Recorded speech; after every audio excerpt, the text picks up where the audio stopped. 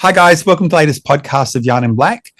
Tonight, I've actually got a great mate of mine on, Deon Bird. But before I introduce you to him, I would like to acknowledge the traditional custodians of the land that I'm currently calling in from. I'm here in Baldwin Q on the land of the Wurundjeri people, and I want to pay respect to their elders past and present. And I would like to acknowledge the young people coming through that are going to be our warriors for the future. But first, as I said, I want to introduce you to Deon Bird. So, Deon, how are you? I'm good, AJ. How are you, mate? I'm doing really well. Thank you for joining us on the podcast tonight. No problem at all, man. No problem at all. Yeah, my apologies because obviously people won't know it when they listen to the podcast, but I've been running terribly late today, so I do appreciate you sticking around for me and getting me on, mate. Love it. No problem. But I might get you to just introduce yourself a little bit. Tell us who you are and where you're from.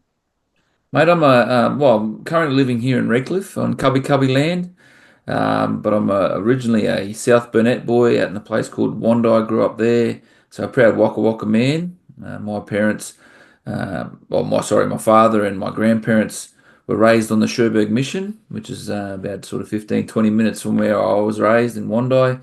And like I said, now living here in wonderful Redcliffe. Yeah. So you went to school, you grew up in exactly where you said you were always growing up there? Yeah.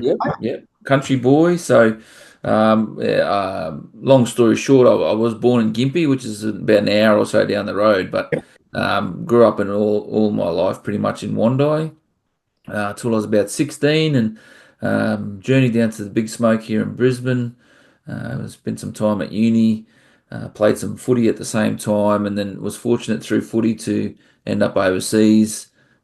Playing over there until I retired and came back here in 2006. Mm-hmm. And been here ever since in Redcliffe. Yeah.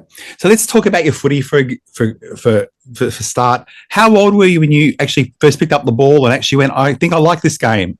Oh, mate, I was probably only a young fella, about 5 or 6 years of age. And look, I grew up in the country. Any country person will pretty much tell you there's not a lot to do. I was a townie, so it was sport basically for me. Every summer I'd be swimming and playing cricket, and then every winter it'd be rugby league pretty much. And I've played ever since. Right up until I left home at about 16. And I sort of went to Brisbane with the expectations I'd play either cricket or football. Yeah. And yeah, it was just happened to be going into the ending of summer when I went to uni and starting the winter season, obviously. So that meant rugby league, and yeah, I was lucky enough to get a crack at rugby league first. I signed with the Brisbane Broncos and played some lower grades and reserve grade there for a couple of years, and then yeah, ended up overseas in England playing in the Super League. So I had a pretty good career over there, about 11 years. So I was really quite fortunate, really, and grateful for what happened. Yeah. So what was that like going from the Brisbane Broncos to playing overseas? Well, mate, it was actually, obviously a childhood dream for one to play at the Broncos. The Broncos were the only side in Queensland at the time, being a Queenslander myself, footy mad. I always wanted to play for the Broncos. So I didn't quite reach the heights that I potentially wanted to as a young person at the Broncos, but such a wonderful experience. I always talk about it as a place where I did my apprenticeship, I suppose. And then, traveling to England was, I'd never been overseas before. I actually asked when they asked me to go how much it was going to cost me. It's not going to cost you anything. We'll look after that. And so I got on that plane.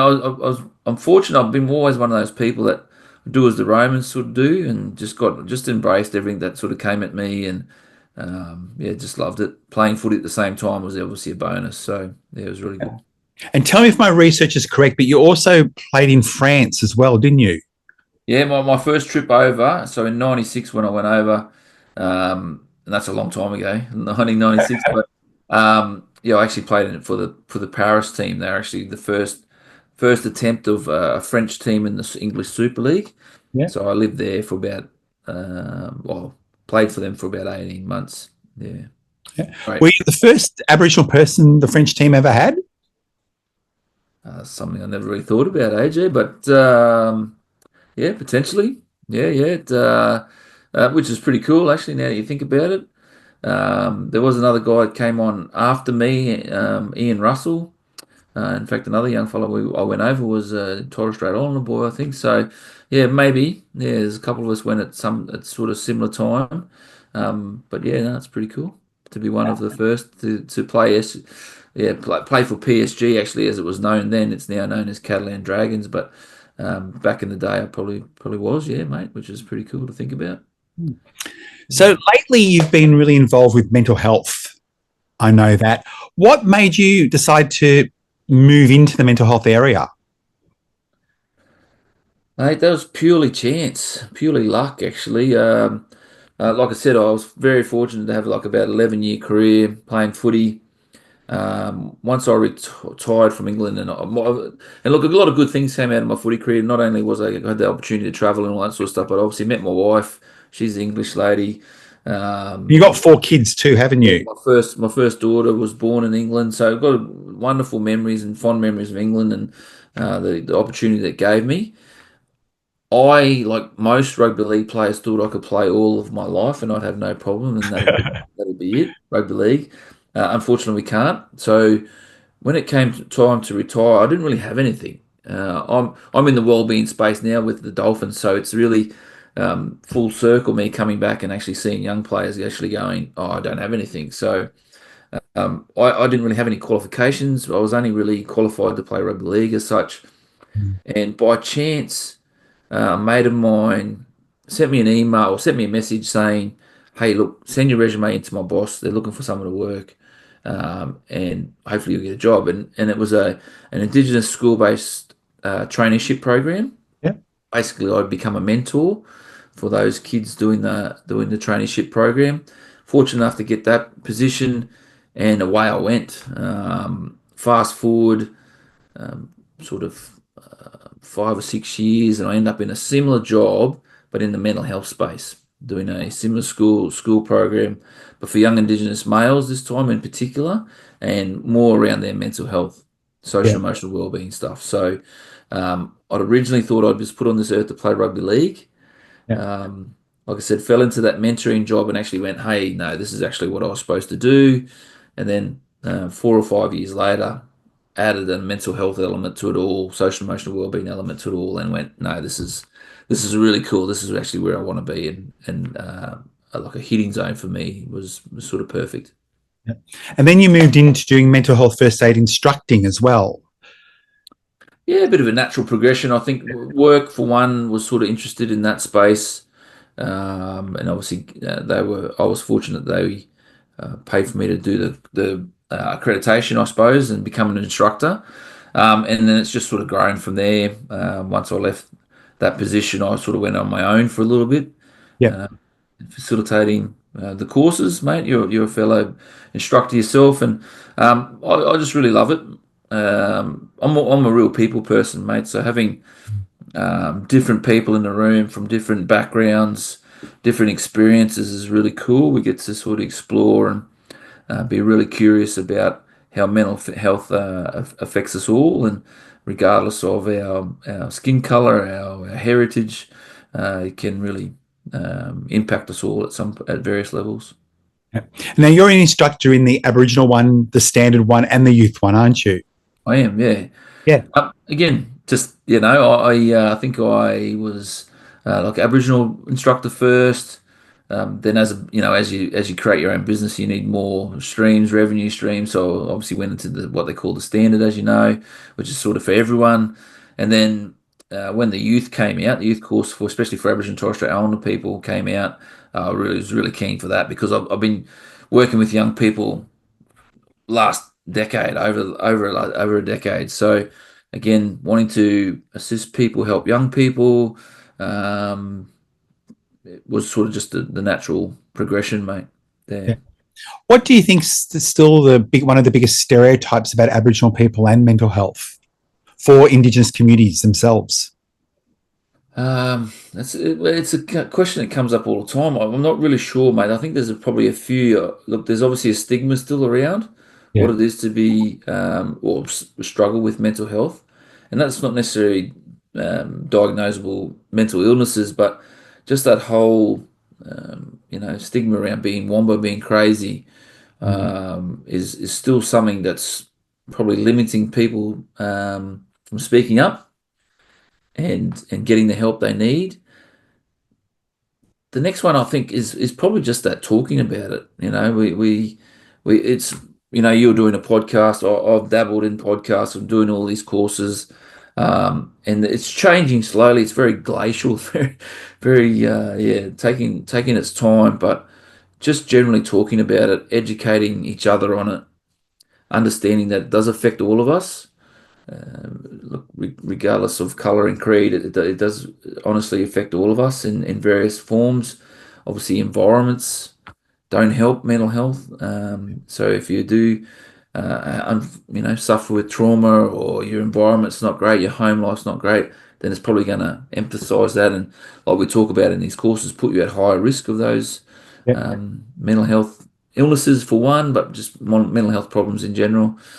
So yeah, that's a bit of a long-winded answer, mate, but probably talking about it and the stigma that still surrounds mental health. Yeah. And I know that you work with a lot of young kids and young men and young girls as well. What do you think are the major issues that young Aboriginal people are facing today in 2024?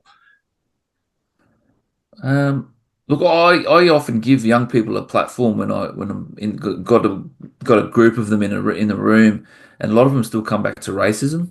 Yeah. A lot of them. I'm a fair-skinned Aboriginal man and proud of it, and I identify really strongly on my dad's side. And it's a long story, but I won't necessarily get into it here. It's probably for another time. But just because of what happened to my mum, how my mum was treated from dating and still married to an Aboriginal man.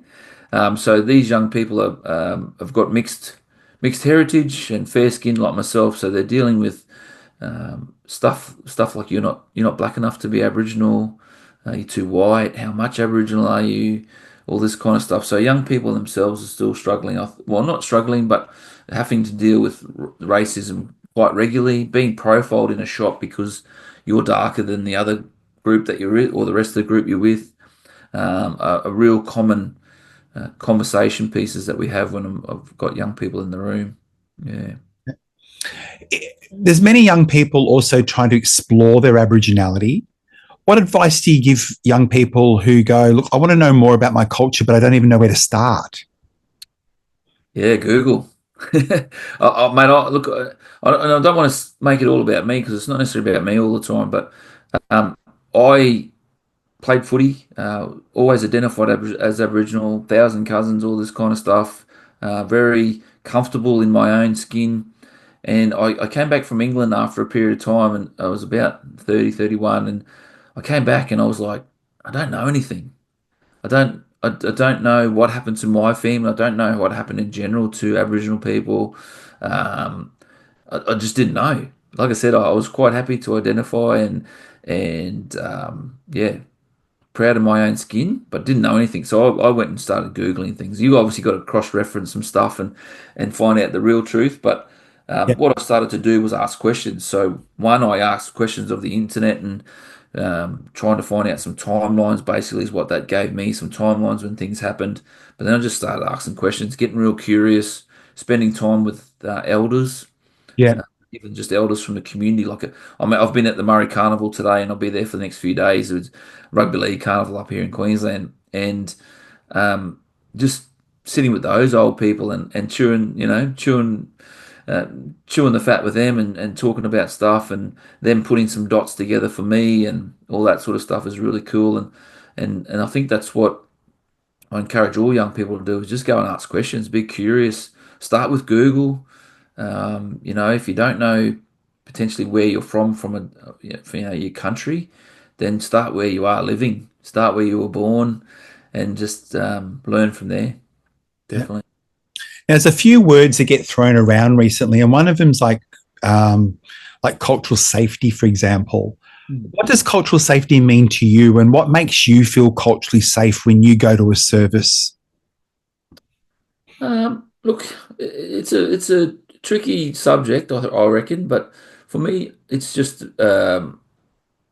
being accepted. If I say I'm an Aboriginal man, or Aboriginal Australian, like we're all Australian at the end of the day, and I just identify as an Aboriginal man. Instead of being questioned about that, I'd rather just be accepted. Yeah. And I think that's what it is for me, is being accepted and um, just being acknowledged. I don't necessarily need a song and dance and to be pointed out in the room, but I just, if I stand up and say, hey, I'm Deon Bird, I'm a proud Waka man, fair-skinned Aboriginal man, blah blah blah, then people just go, yeah, cool.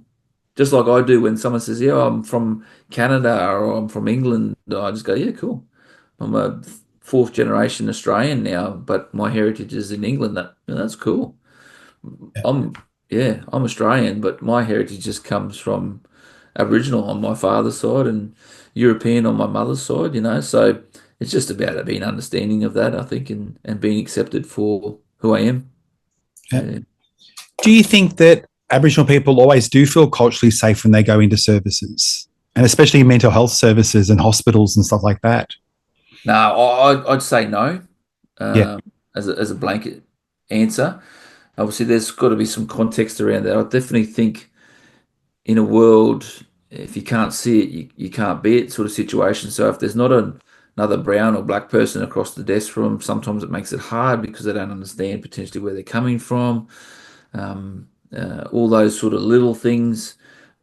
Like I know the Northern Territory are getting better at it as well. Stuff like just like posters in language, Yeah. that can make people feel comfortable. Um, Aboriginal and Torres Strait on the flags, maybe, and they don't have to be massive, big things. They can be just little even stickers on the window, just to acknowledge that hey, we potentially have workers here as well Yeah. that potentially could help you. Just these little things, I think, are more important than big grand gestures all the time. It doesn't have to be a big grand gesture, but acknowledging, hey, I noticed you identify on your form as an Aboriginal Torres Strait Islander person. Would you prefer an Aboriginal Torres Strait Islander person to talk to? Yeah. But it's not much, just like anyone, someone who's from a non-English speaking background. Would you like to speak with someone who can translate or whatever for you? It's just, I think it's important those sort of things can help in that transition. That's great, because I think our non-Indigenous listeners need to actually hear that, if that makes sense. Because sometimes they're struggling, going, well, I've heard that I need to be culturally safe, but what does culturally safe actually look like from an Aboriginal perspective? Yeah, I think we get a little bit caught up with it, right? So we get caught up with people wanting to be safe all the time that they actually don't engage. Yeah. So and then if that's in a health sort of setting, that could actually, or mental health setting, if I don't engage because I just don't want to get it wrong, right? And I'm in a crisis situation I'm not doing real well with my mental health, and someone doesn't engage because they just don't want to get it wrong, then that could be detrimental. So I, I'd much rather. I just want people to be aware, mate. Is more the point, okay? Because you look at me, people might even just not even think I'm Aboriginal for starters, and that's cool. I totally get it. But if they didn't want to engage because they were female and I was male, I just want them to engage, and then I can tell them, ask questions, be curious. Hey, look, we sort of get offended when I sort of might say to you, like a female, hey, look, I want to help you if you're struggling with your mental health, and they go, no, I'm good, and I don't want to be offended by that. I need to understand that the whole situation here might be because I'm a male and you're a female or whatever it is. So we can't get offended, and we should still engage even if we do get it wrong, because as humans we will get it wrong at various points. Yeah. And the important thing is that we can apologize. Yeah. Hey, Dion, I got it wrong. What I want to do is I want to help you, whatever Yeah. that looks like. Health point of view, education point of view, employment point of view. It doesn't really matter. I just want to help you. Like I said, I got it wrong for the way I spoke, for what I said, but this is what I really want to do. Yeah. I can Now, take the person's. Oh, sorry. You go. sorry, I cut you Oh, I off. was just going to say, I can then obviously choose to take that person's help or not. Yeah. But at least they've acknowledged that they potentially got it wrong. I can then, um, you know, engage with them, maybe not at a deep level, but at least still engage with them because I can see they're at least trying. Mm. I think is more the point. And we need to try. We just can't just step away from it. Otherwise, it'll always be a difficult conversation. Yeah, I think I agree with you, especially around the mental health thing, because I think, especially with Aboriginal communities and Aboriginal people, we've got one of the highest suicide rates in the country. And I know that after there's been a suicide, for example, people ask me to come out and have a bit of a yarn with them about what's actually happened. And I have a conversation with some of the men, for example, after there's been a death of a young girl, and they all say, "Oh, I saw that, I saw that, I saw that." But people were too scared. Men were too scared to have a conversation with the young girl, and which meant no conversation happened, and they didn't get one of the women to have the conversation. And I've seen the same thing with young boys that have suicided, that the older women go, "Oh, yep, I saw that," but they didn't start the conversation, and they didn't get one of the men to have the conversation either, which meant no conversation had actually occurred. So it is about having the conversations and starting the conversations. It is a difficult one, mate. Obviously, there's some protocols in men's and women's business and that kind of stuff. And depending how strong that custom and protocol is in the community can make things difficult. And this might sort of go against a few things, but I personally, I'll just talk purely for myself. I would rather apologize later and hopefully keep someone alive than see someone pass because of protocol. Yeah. And again, that's my personal view, and that will potentially rub some people up the wrong way. But that is my personal view. I'd rather apologize later for it and try and make amends. But this is the kind of stuff that we have to deal with and we have to talk about when our mental health courses, especially mental health first aid courses, is that these are sometimes the barriers to help Yeah. because of the male, female. What we need to be doing, again, personally, is that okay? Oh, hey, young person, and you understand you're a female young person. Hey, young lady, um, I'm here to help you if you need it. Totally get it if I'm the wrong person, but in the meantime, I'd rather keep you safe while we find the right person. If that's a female, then let's do that. Let's do that together. That you don't have to engage in conversation. We don't have to get too deep. I just want to keep you safe for now, and that's obviously a concept we talk about in mental health first aid. But I think it's just a general feeling anyway. We just want to keep you safe, and that's vice versa. If that was a female and a male, hey, I just want to keep you safe. I don't care if we talk about anything that has to do with your situation. Let's just yarn, talk, keep you safe, and we'll get that person, whoever that is that you trust, to get you down here and talk to you about it a bit more.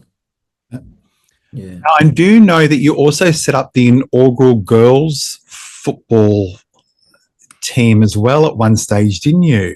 Oh yeah, I didn't necessarily. Won't claim setting it up. I was Okay. the inaugural coach here for Redcliffe. Obviously, I Okay. worked within the footy environment, so I was the inaugural coach for Harvey Norman's under-19s team Yep. a couple of years ago now.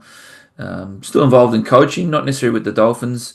Yeah. Coaching an open women's team now. This year I did, and probably will coach it next year as well, which is something I enjoy. And again, look, that's. I've got three daughters, mate. I feel I'm fairly well equipped. I obviously don't know everything, but fairly well equipped to coach in that space, in a female space. A lot of people, um, not necessarily look at me weirdly, but question me. How's it going? What's it doing? Like I'm coaching aliens or something. But no, it's different to men because they're females. So I really enjoy it, mate. Something I really enjoy. What would be one or two differences between training a male team and training a female team, or is there really any difference? Massive difference. Yeah, Yeah. massive difference. Obviously, there's the physical element straight away. Males are built different to females, and that's just how we're made. Look, females at the moment are really curious. Rugby league in particular, they haven't really played professionally. They haven't played for very long, and Yeah. girls themselves can play up to about the age of 13, or used to be able to play up to about the age of 13, and then they had to go and play somewhere else. So Okay. could play with the boys up to about under 13, and then they'd probably take up another sport. Nowadays, we're seeing girls can play beyond that now. They've sort of got 14s, 16s, 18s, and then now 19s and open women's. That's sort of more and more space there. So they're really learning the game still. So they're really curious about that. Yeah. Boys, have been playing like I did, played since they could pick up a footy, and they get a bit programmed, they get a bit, oh, I know sort of a bit better than what you know, coach, and that's not always the case. That's generally speaking, just because they watch a lot of footy as well. I just the girls, yeah, just really really coachable, mate. Still, which is really cool. Now, you're also the founder of the Australian Indigenous Youth Academy. Yep. So an organisation I founded a number of years ago. It's not going anymore, unfortunately. We Okay. struggled to keep that afloat. But basically, like I said, I worked in that school-based traineeship program for a number of years, and then I went out and did that on my own for a little bit. Something I really enjoyed. But what started out as my passion turned into a burden as such, because I went away from the mentoring one-on-one sort of stuff, and obviously into the back room chasing money, getting governments and people to fund us, and obviously that just took all the joy out of it for me. And eventually, yeah, basically due to funding, we couldn't keep it going. And again, we were focused on the student, on the Yeah. young person. All we had 80% Aboriginal and Torres Strait Islander participation. We based everything off 80%, and people at times talk to me about that's too high, Yeah. and I was like, why? And they said, well, we should set the bar lower so you can get better success. And I said, well, if we keep setting the bar lower, then that's what we'll achieve. So we need to achieve higher than that. Yeah. So we had 80% participation in terms of Aboriginal and Torres Strait Islander students. The rest was made up, obviously, non-Indigenous students. 80% retention, 80% completion of the traineeship. And then we had about, I'm not sure what the numbers were, but we had about an 80% success rate in those graduating grade 12, there or thereabouts at least anyway.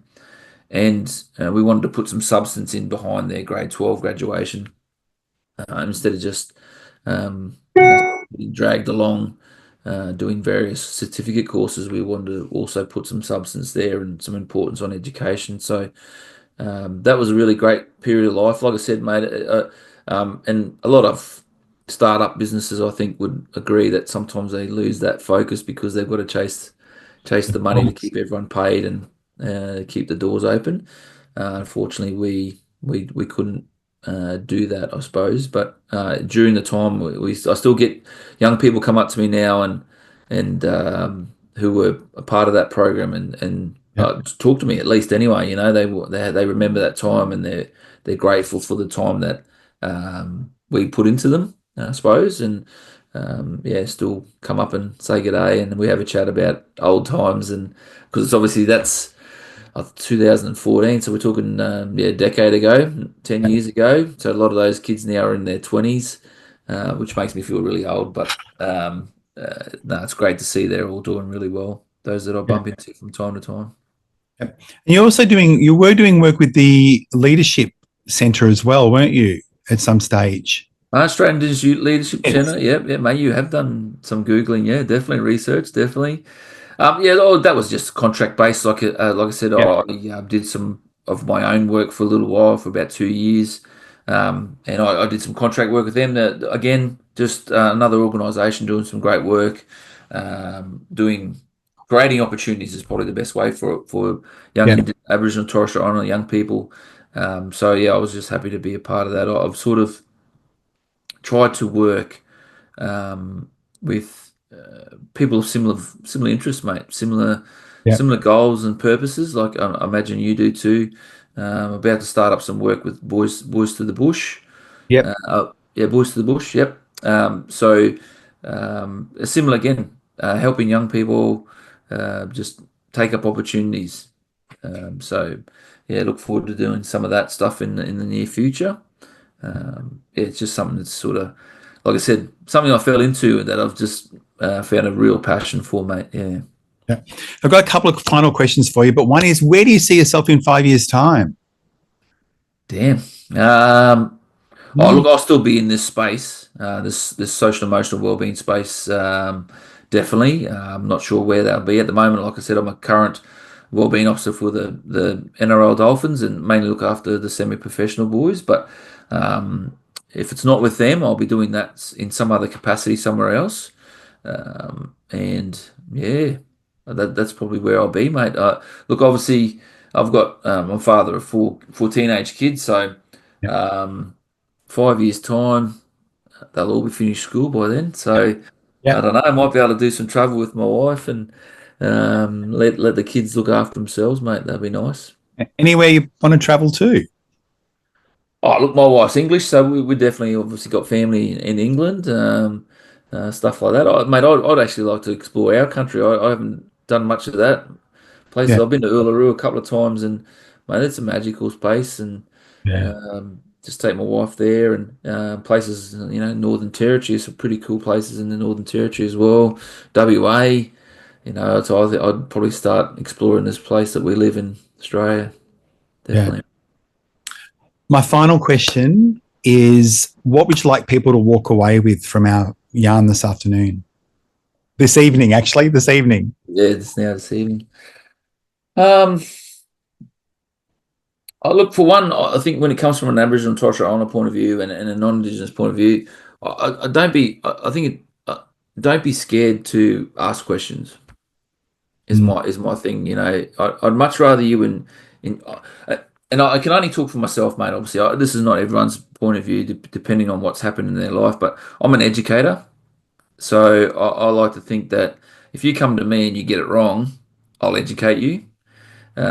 So I'd much rather you try than not try because we don't close any gaps. We don't have any. There's no reconciliation, and that's in that thought process. So if you don't try, I'm sort of under the premise that if you don't know, you don't know. So then Yeah. I'll educate. And again, that's just my personal view. That doesn't fit everyone because of what's going on for them. But I'd much rather see them try. And then from a mental health perspective is that just understand that we all suffer with mental health. Yeah. I know 100% fact, it's 100% fact that mental health affects all of us. Yeah. Affects all of us. If there's one thing that I'd love people to know around the world is that it affects all of us, whether directly or indirectly. There's Yeah. no discrimination with mental health. So just understand that. And some people may be coming from a point in their life where they're not doing great. And I don't, we shouldn't accept all behavior, but we probably just have that little bit more empathy and understanding. And we just may just be able to see beyond what's going on. Yeah. Yeah. Well, I want to say thank you for joining me today. I have been a big fan of yours. I didn't have to Google search a lot because I've been following you for a while. And I just want to say thank you heaps for all the work that you do. And yeah, guys, I'll see you at the next podcast. And thanks, Deon, for joining us. Thanks, AJ. Appreciate your work, mate.